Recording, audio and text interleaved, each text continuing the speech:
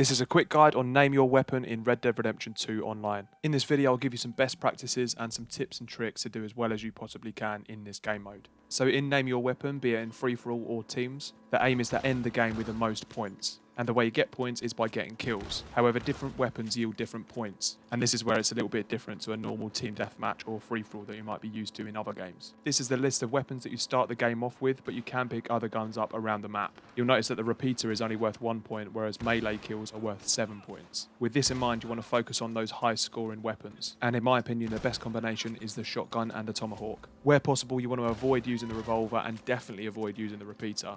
Because if you end the game with 12 kills with a repeater, someone's already matched you at 12 points with just 2 tomahawk kills or 4 shotgun kills. So really you're wasting your time using the repeater when you can get so many more points using other weapons.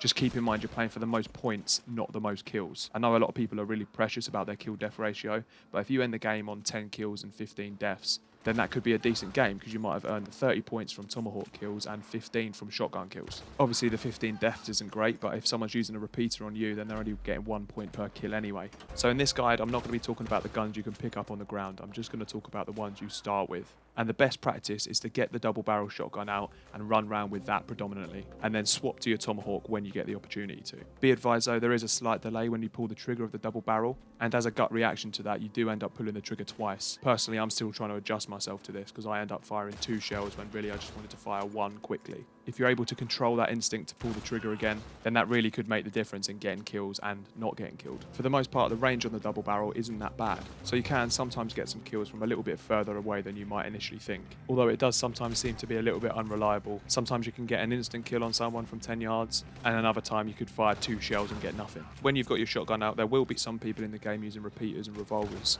so sometimes they will pick you off from sort of medium to long range, and that's why you need to duck in and out of cover to get as close to them as you possibly can, just to guarantee that the shot you fire gets the kill. Also, as soon as you fire those 2 shells, just keep sprinting around. This will help you avoid tomahawks and just shots in general. If someone throws a tomahawk at you and it's going slightly off course, then it will bend in your direction. So sprinting around really helps avoid those tomahawk hits. And when it's your turn to use the tomahawk, the best people to go for are those people with their back to walls and taking cover, because they are perfectly still and lining up an easy 6 points. The tomahawk is very slow to throw, which means you're vulnerable to other players when you throw one. If someone's running towards you with a shotgun and you've got yours out, then flipping to a tomahawk will just give them the opportunity to get the kill on you before you can even throw it. So be selective when you use it and just exploit the times that the enemy makes themselves vulnerable by being in cover, walking slowly, or just generally by standing still. And when you land a kill with the tomahawk, make sure you run over the body of the player you just got, and you will automatically pick that tomahawk back up. So initially you start with 1, but you can carry 2. And as soon as you've thrown 1, make sure you swap straight back to your shotgun so you're ready to go again. One quick point to note is that if you tackle someone and you're holding your tomahawk, and then you struggle with them and you get the kill, it won't count as a melee kill. You'll notice that in this clip I got 6 points rather than 7 if I'd been using a knife. So just keep that in mind. If you're going for tackles and you're going for those 7-point kills, then use a knife. But know that you are very vulnerable when you're struggling with a player on the ground. And if you see a teammate on the ground with someone on top of them, then definitely shoot that player on top. But if it's the other way around and the teammate's on top of the player, then your teammate has a massive advantage over the player on the bottom. So don't shoot the enemy in the head with a carbine, because you're just going to be missing out on some more points for your team. Although if you're playing name your weapon free-for-all, then definitely kill them.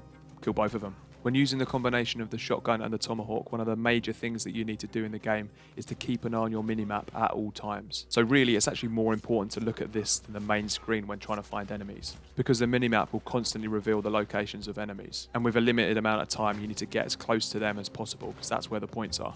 And a final point that I briefly want to touch on is to adjust your settings. To save time, I'm not going to go into detail about that in this video, but there is a link in the description to a detailed explanation of the best settings that you can use in PvP and Red Dead Online. And there you go, that's just a few tips on getting the best possible results in Name Your Weapon. If there's any other tips that you've got, then please comment below. And if there's anything really useful, then I'll pin it to the top to make sure people see it. Thanks a lot for watching. If you enjoyed this video or it helped you out, then please give it a like and subscribe for more quick guides and Red Dead content in the future.